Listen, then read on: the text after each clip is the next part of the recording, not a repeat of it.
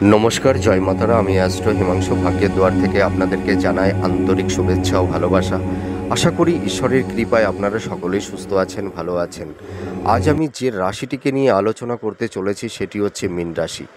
আপনারা যারা মীন রাশির জাতক জাতিকারা আছেন, 2025 নভেম্বর মাস আপনাদের কীরকম কাটতে চলেছে, এই মাসে আপনাদের কোন কোন দিকগুলো আপনাদের ফেভারে থাকবে বা কোন কোন দিকগুলো আপনাদের এগেনস্টে যাবে, সেই বিষয় নিয়েই আমি আলোচনা করব।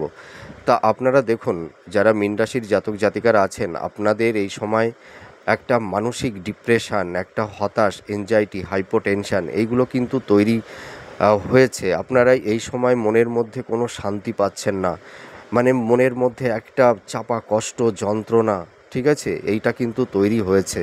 আপনারা সর্বদাই চেষ্টা করছেন যে একটু মানসিক শান্তি পাবার, ঠিক আছে, কিন্তু আপনারা কোনো ক্রমেই মনের মধ্যে একটু শান্তি পাচ্ছেন না, একটু প্রশান্তি পাচ্ছেন না, ঠিক আছে। আপনাদের মনের মধ্যে একটা হতাশা, একটা মানে অজানা ভয়, একটা টেনশান, মনোকষ্ট, চাপা দুঃখ, কষ্ট, যন্ত্রণা, এ যেন কাউকে আপনারা বোঝাতে পারছেন না, ঠিক আছে। তা এরকম একটা সমস্যা তৈরি হচ্ছে। দেখুন, আমি প্রথমেই আপনাদের ভিডিওতে আমি একটা কথা বলতে চাই। আপনাদের এই সময় দেখুন, শনির 7.5 সেকেন্ড ফেজ চলছে। আর সেকেন্ড ফেজটা কিন্তু ভীষণ মানুষের জীবনে ভীষণ একটা স্ট্রেস, একটা চাপ চাপ হ্যাঁ, মনের উপরে একটা চাপ, দুঃখ, কষ্ট, যন্ত্রণা এগুলো কিন্তু তৈরি করে দেয়, ঠিক আছে। স্যাটার্ন কিন্তু আপনাদের পরীক্ষা নিচ্ছে। দেখুন, মানে একটা হাউজে স্যাটার্ন কিন্তু 2.5 বছর করে অবস্থান করে থাকে, ঠিক আছে। ধরুন একজন গুরু, সে যখন তার শিষ্যকে পরীক্ষা নেয়, সে পরীক্ষা নেওয়ার সময় কিন্তু তাকে বিভিন্ন সমস্যার মধ্যে ফেলে দেয়। সেই সমস্যার মধ্যে পড়ে সেই শিষ্যটি কি করে, গুরু সেটাকে কিন্তু দূর থেকে পর্যবেক্ষণ করে, ঠিক আছে, তাকে নানা রকমের সমস্যার মধ্যে ফেলে দেয়। যখন দেখে যে গুরু, সেই শিষ্যটি সে অবিচল থাকছে, তার মধ্যে ধৈর্য এবং তার মধ্যে সেই শক্তি, তার মধ্যে সেই পরাক্রম, সেইগুলো দিয়ে সে সেই সমস্যার সঙ্গে ফাইট করছে, লড়াই করছে, তখন কিন্তু শিষ্য তার সেই সমস্যা, ঘাত প্রতিঘাতের বিরুদ্ধে সে মোকাবেলা করে যদি সে জয়লাভ করতে পারে, তাহলেই তো গুরু প্রসন্ন হন, তাই না?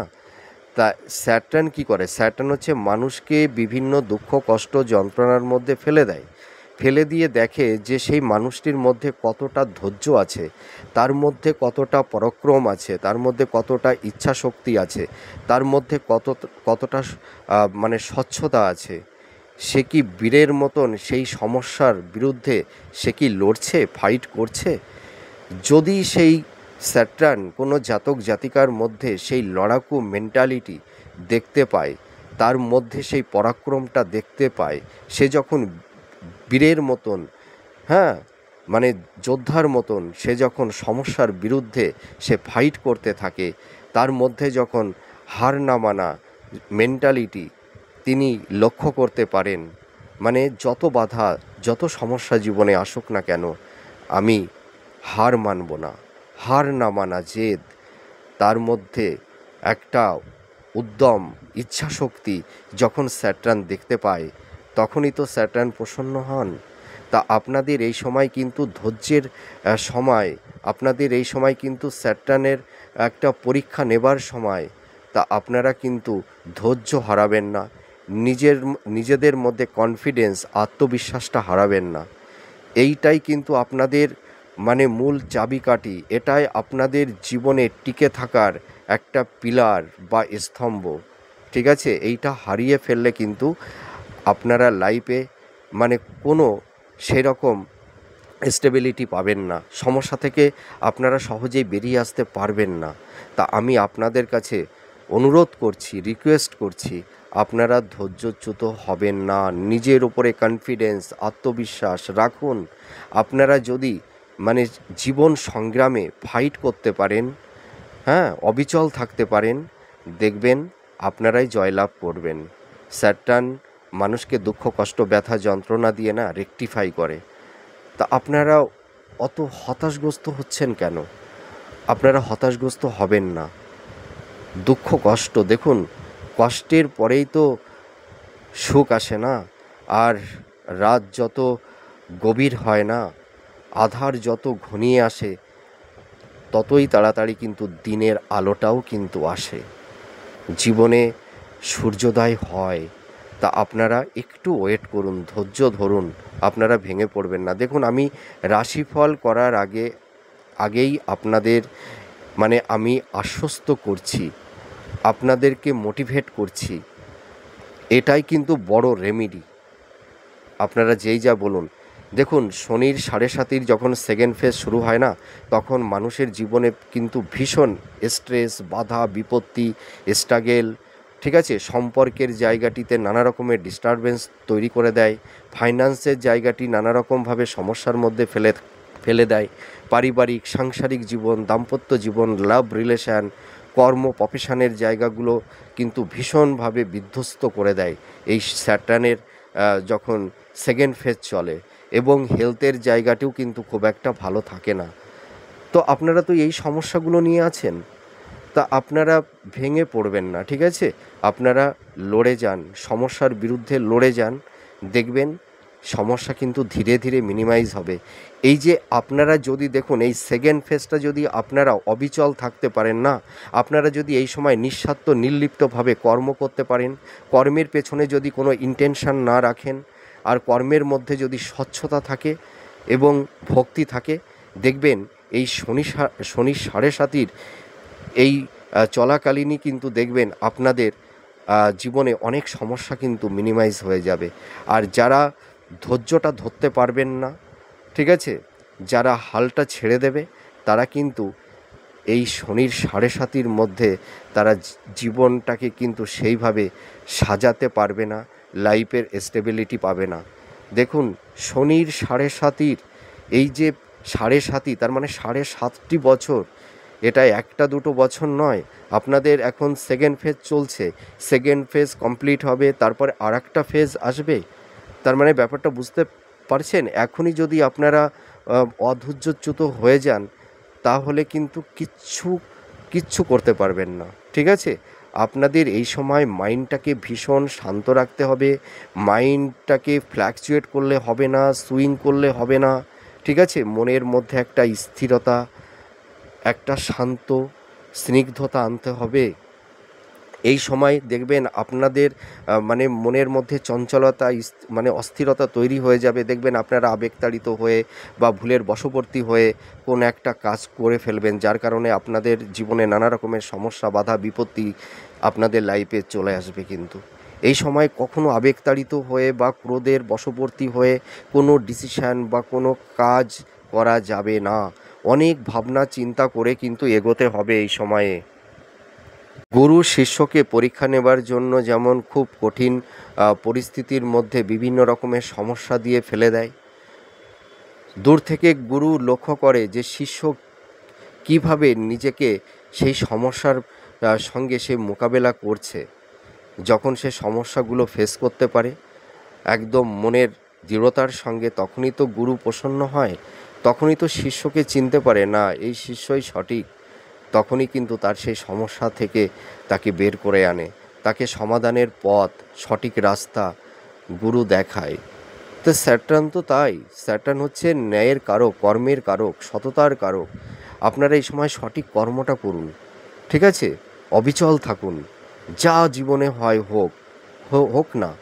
শুধু আপনারা ঈশ্বরকে বলুন যে ঈশ্বর, আমাদের যত কষ্ট দুঃখ যন্ত্রণা তুমি যাই দাও না কেন, আমার মধ্যে সেই ভক্তি দাও, আমার মধ্যে সেই স্বচ্ছতাটা দাও, আমার মধ্যে সেই শক্তিটা দাও, যেন আমি এই সমস্যার বিরুদ্ধে লড়াই করতে পারি। তুমি আমার পাশে সর্বদাই তুমি থেকো, তুমি আমাকে শক্তি দাও, ধৈর্য দাও, ভক্তি দাও।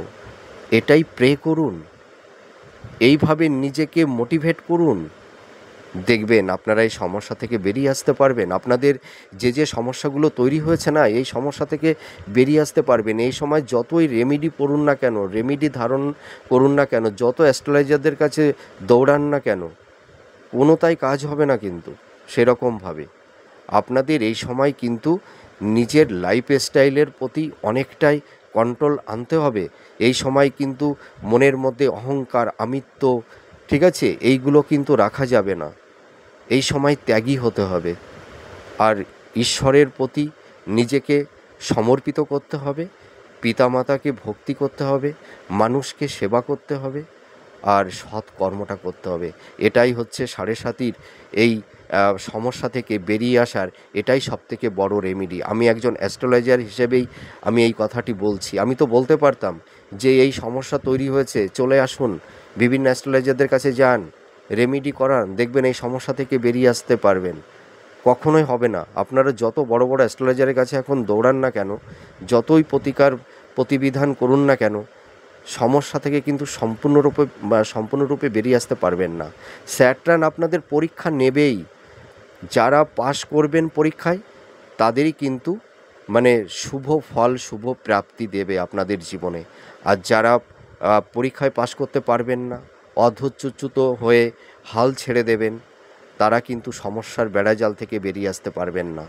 এটাই সবথেকে বড় রেমেডি। আপনারা অনেক অ্যাস্ট্রোলজারদের মানে ভিডিওগুলো দেখছেন, আর এই ভিডিও দেখবেন সম্পূর্ণ একটু ব্যতিক্রম, ঠিক আছে? আপনাদের তো সমস্যা তৈরি হয়েছে, তাই এই সমস্যা থেকে আপনারা কিভাবে বেরিয়ে আসতে পারবেন, তারই সেই প্রতিবিধান, তার প্রতিকার আমি বলে দিলাম। এইটাই আপনারা করুন। আপনাদের এই সময় মনের পারসেপশান, আপনাদের এথিক্সটাকে চেঞ্জ করতে হবে, ঠিক আছে? আপনারা এটা করুন না।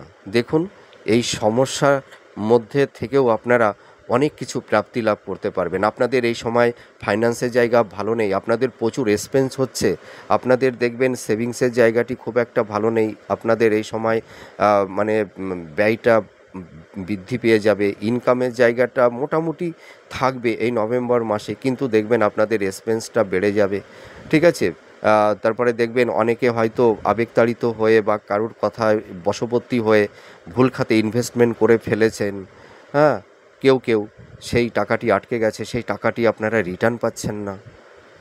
তারপরে দাম্পত্য জীবনে কলহ, বিবাদ, অশান্তি শুরু হয়েছে।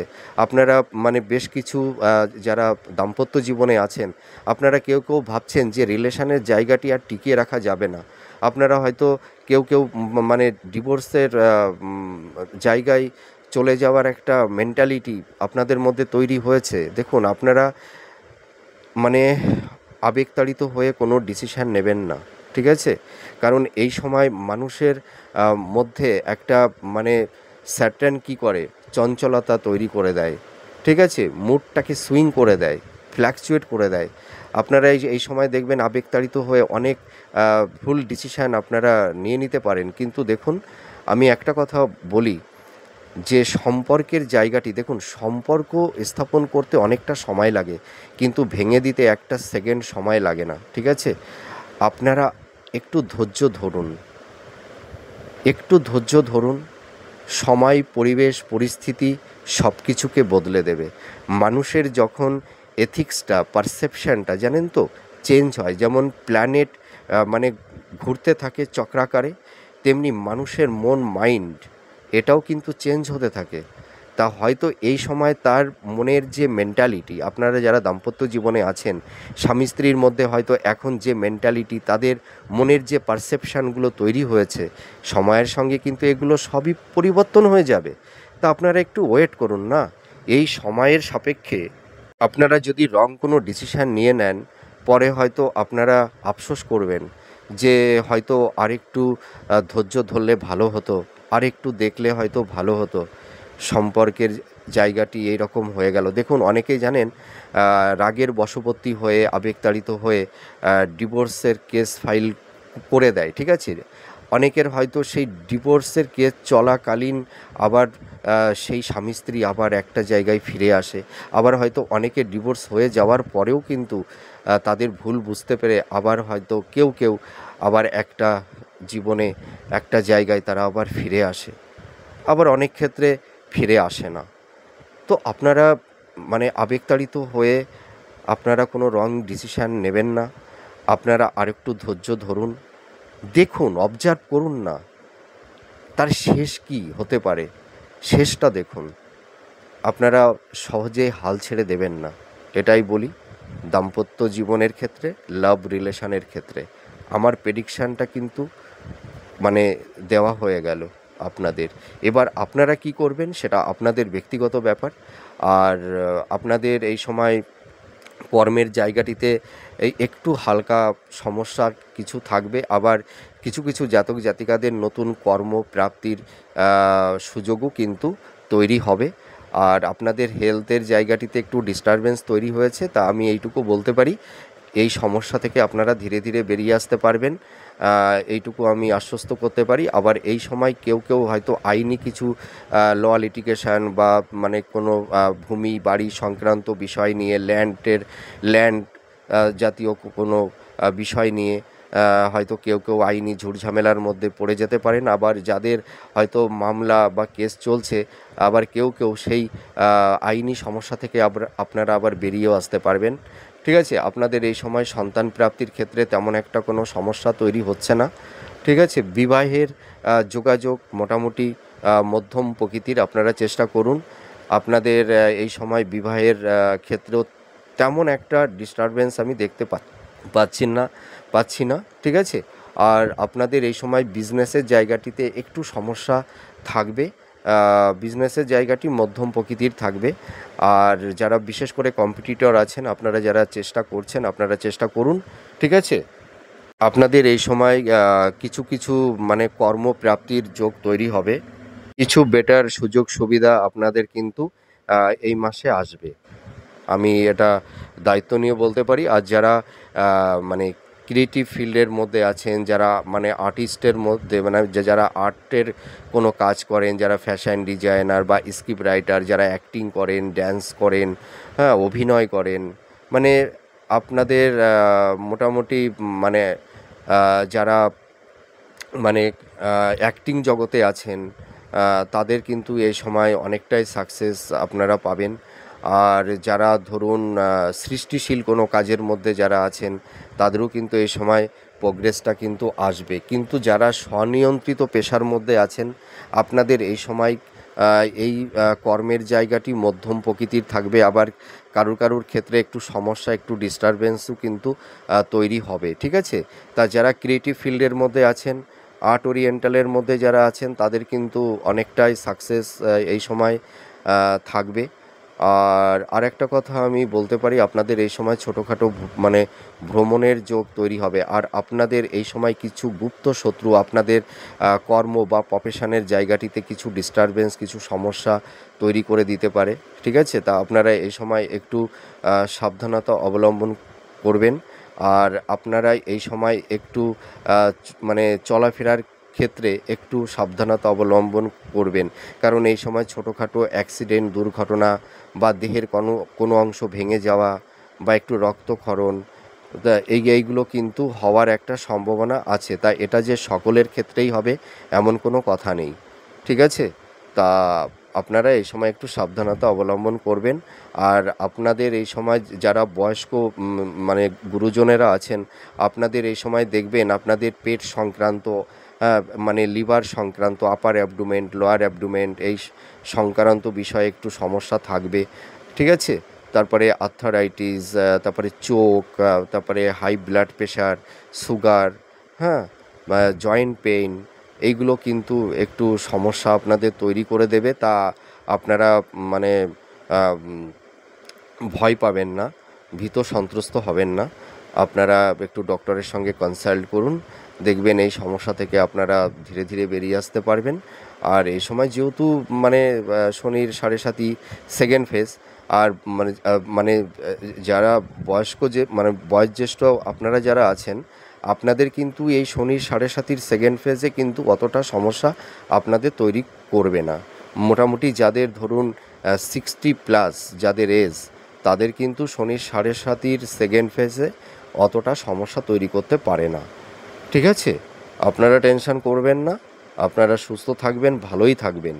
তো আমি একটা কথা বলতে পারি মীন রাশির জাতক জাতিকাদেরকে, যে আপনারা এই সময় ধৈর্য ধরুন। স্যাটার্ন আপনাদের পরীক্ষা নিচ্ছে, আপনারা পরীক্ষায় পাশ করবেন, এটা আপনাদের ওপরে আমার একটা কনফিডেন্স, আত্মবিশ্বাস আছে। আপনারা লড়ুন, সংগ্রাম করুন, দেখবেন জয়লাভ করবেনই। দেখুন, শনি সাড়ে সাতিতে না মানুষের অনেকেরই সাড়ে সর্বনাশ হয়, মানে অনেকেই বলেন, কিন্তু সাড়ে সর্বনাশই কি শুধু হয়? সব কিছুই কি হারিয়ে যায়? না। ওই যে একটা কথা আছে না, নদীর এক কূল ভাঙে আর এক কূল গড়ে। তা শনির সাড়ে সাতই মানুষের জীবনে অনেক কিছু কেড়ে নেয়, আবার অনেক কিছু দিয়েও দেয়। তা আপনারা যদি ধৈর্য ধরতে পারেন, আপনারা যদি সৎকর্ম করতে পারেন, ঠিক আছে, নিজের উপরে কনফিডেন্স, আত্মবিশ্বাস, মনের দৃঢ়তা, এইটা যদি রাখতে পারেন, আর মনের মধ্যে স্বচ্ছতার ভক্তিটা রাখুন, আর ধৈর্যটা ধরুন, দেখুন আপনাদের এই শনির সাড়ে সাতির এই সেকেন্ড ফেজ চলাকালীনই দেখবেন আপনাদের অনেক কিছু প্রাপ্তিও হবে। ঠিক আছে, আপনারা এটা করুন না, এটাই বড় রেমেডি। আমি কিন্তু এই সময় কাউকে আসতে বলি না যে আমার সঙ্গে আপনারা কনসাল্ট করুন, যোগাযোগ করুন। হ্যাঁ, আমি কিন্তু কাউকে ডাকি না। আমি শুধু বলি যে আপনাদের মানে বিশেষ করে যাদের শনির সাড়ে সাতিটা চলছে, আমি একটা কথাই মানে তেনাদেরকে বলি যে আপনারা আপনাদের লাইফের স্টাইলটাকে চেঞ্জ করুন, মানে মনের পারসেপশান, এথিক্সটাকে চেঞ্জ করুন। হ্যাঁ, মানে মানে কর্মটা সৎ কর্মটা করুন, আর ফাইট করে যান, এটাই সব থেকে বড় রেমেডি।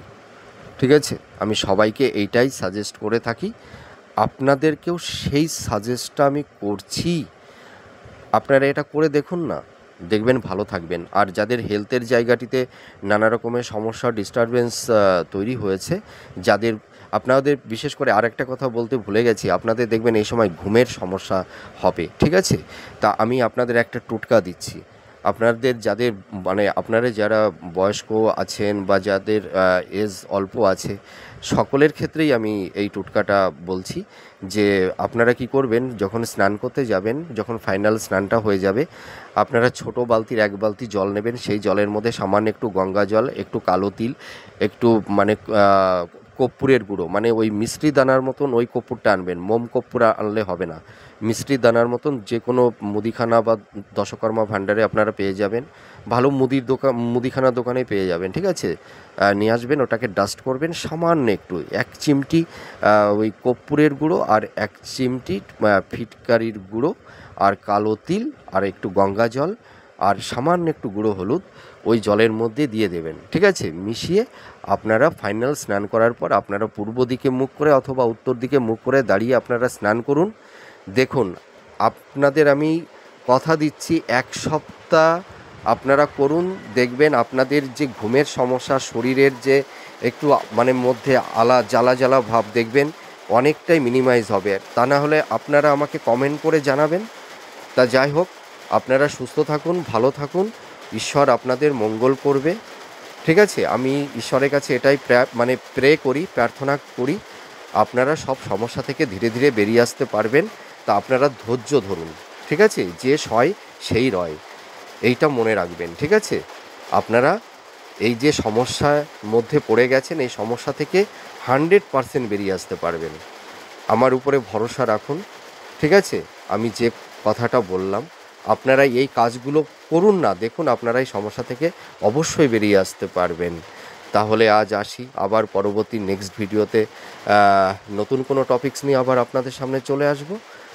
তাহলে আজ আসি, নমস্কার, জয় মা তারা।